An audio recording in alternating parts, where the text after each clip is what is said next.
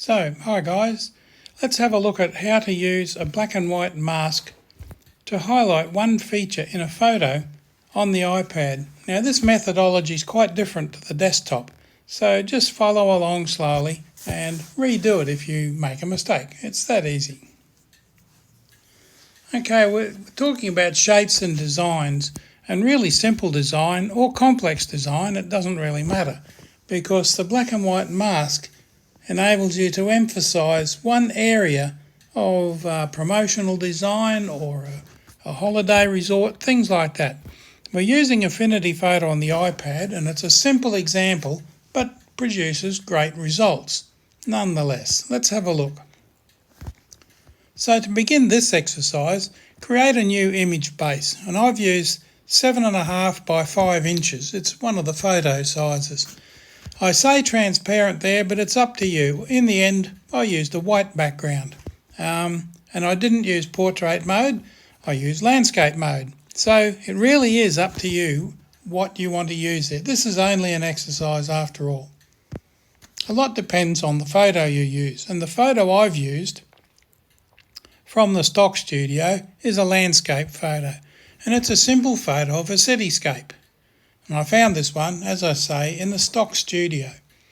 Now you can see on the right hand side there, it's a 16.5 by 11 inch image.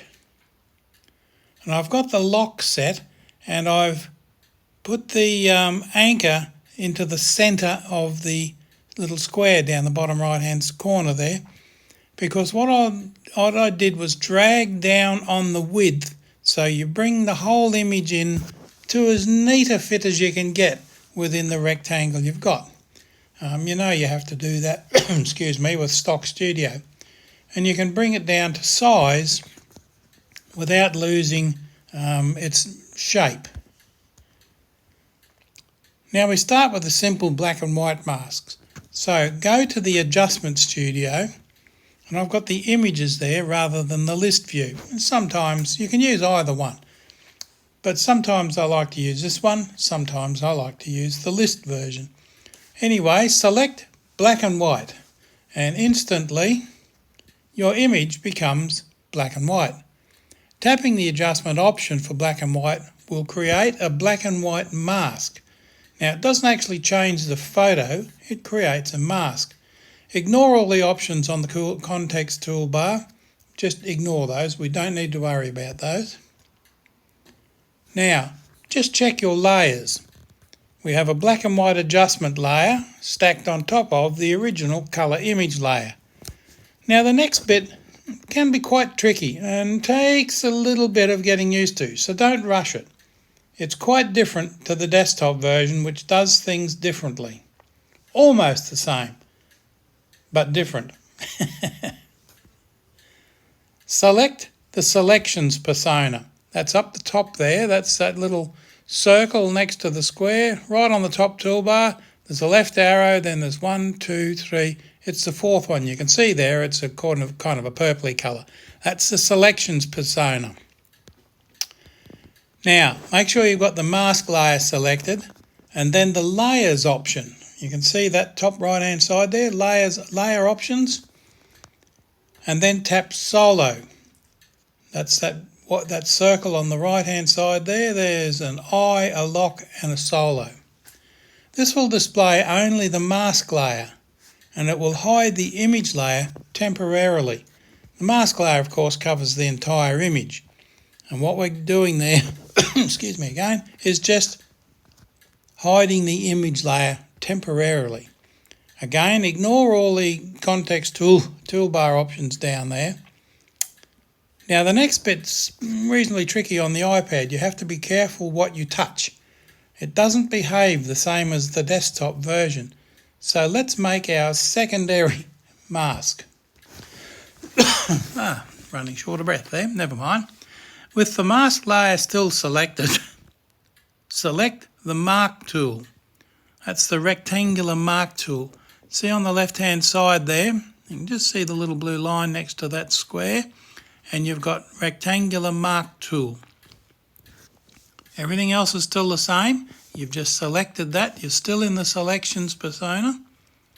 You're ignoring the context toolbar. Now, pull out a rectangle approximately over the area you want to highlight. Don't need to be too picky about this or stress over it because you can move it later. Now select Refine. You may or may not want to do that. It doesn't make any difference. Then select Apply. Then select the Move tool, which is below the hand, up in the arrow below the hand, up on the left-hand side, in case you've forgotten. Now when you select the Move tool, you can see it will stand out. The rectangle that you've just pulled out will stand out. You've selected the Move tool, as I say. Now go to the Edit menu, those three dots on the top. Select Invert Selection from the Edit toolbar. Notice that the persona is still in Selections persona, but you invert Selection. That's that selection inside that square. And you'll see that nothing happens until you've got the Move tool selected, remember. Now you can drag the selection aside, leaving the inverted section behind. Oh, this sounds really strange, doesn't it? But we're getting there. It's not quite the same, I say, as the desktop, but we've dragged aside that selected area. Now tap the Layer Studio. That's the stack of leaflets there, top right hand side. Tap the Layer Studio and the image will snap back into place. Blink and up it comes. The selection will still show, but you can now go to the Edit menu again. That's the three dots at the top, and tap Deselect, and those little crawling ants will disappear, leaving you with the coloured highlight and the black and white image. Now,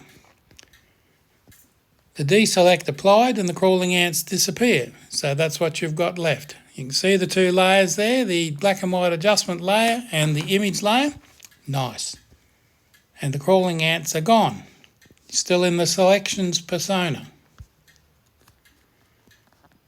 Now we can position the mask to where we want it. Select the mask layer in the Layers panel, and you can draw it to where you want it. You can move that. That's the one that's selected there still. You can move it around, you can slide it, you can change it, do what you like with it. Indeed, you can do pretty much whatever you want with it. You can see there I've reduced its size and tilted it.